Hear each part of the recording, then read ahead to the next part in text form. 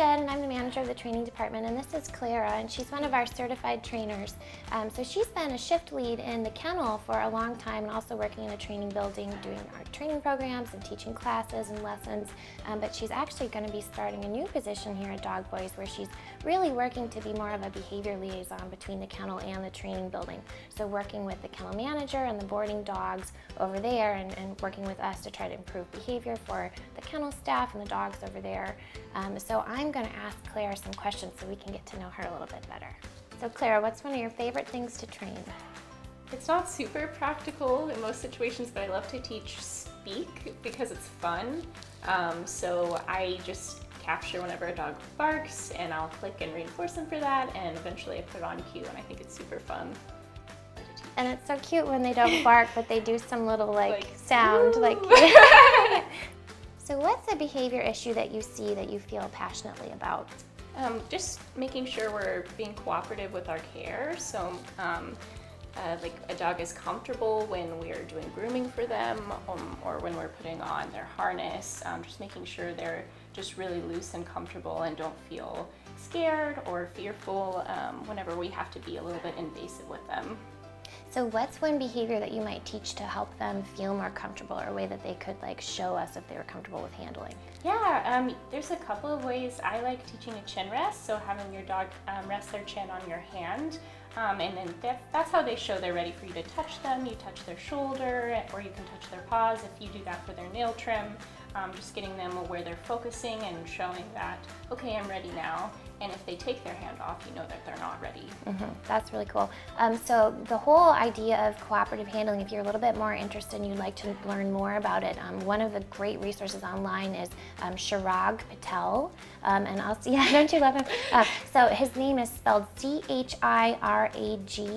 Chirag Patel, P-A-T-E-L, and he's got a lot of really cool cooperative handling videos online that you can watch if you're into that.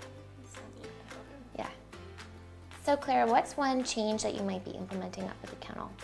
Just making the dog stay more personal, giving personal recommendations for training, and building little training plans for dogs, giving instructions on just how we handle them when they are in the kennel. That's great. So what's an example of something that you might do for a dog, like a specific sort of little protocol? So I see a lot of jumping on gates before we go through. Just we can build some impulse control and have them sit and wait before we have them go through a doorway or go through a gate. So I'm just making sure to keep their arousal low, and so that they're feeling comfortable and happy. That's great. So Clara, who's one of your positive reinforcement mentors or heroes? I love TURID RUGAAS. I knew you were going to say that. Yeah. She's my favorite. She wrote on talking terms with dogs, calming signals, or is it the opposite? No, you got it. Yeah. Okay.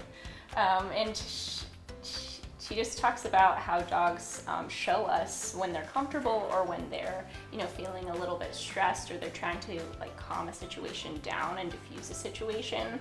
And I use it every day, all the time, and I love teaching it. I love talking about it. So she's amazing. I love her. And one of the coolest things about that that whole world of conflict appeasement signals and learning about stress signals and calming signals is when you start seeing them, when you know how to identify them, you see them all the time. So it can really help you impact your dog's behavior in a positive way.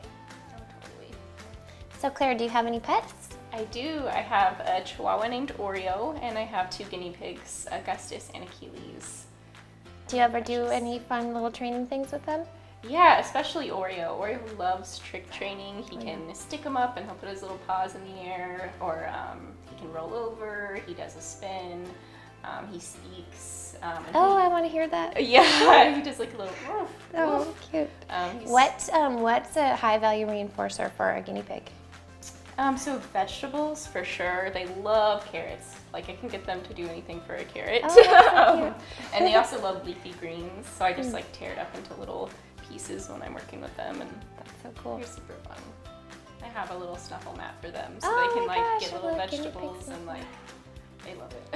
So we sell snuffle mats here for dogs. They're kind of this little mat looking thing with long fibers, and the dog has to snuffle out each little piece of kibble or treat. So that's so cute. I'm imagining that in a little guinea pig. Yeah, little guinea pigs. Yeah, they love it.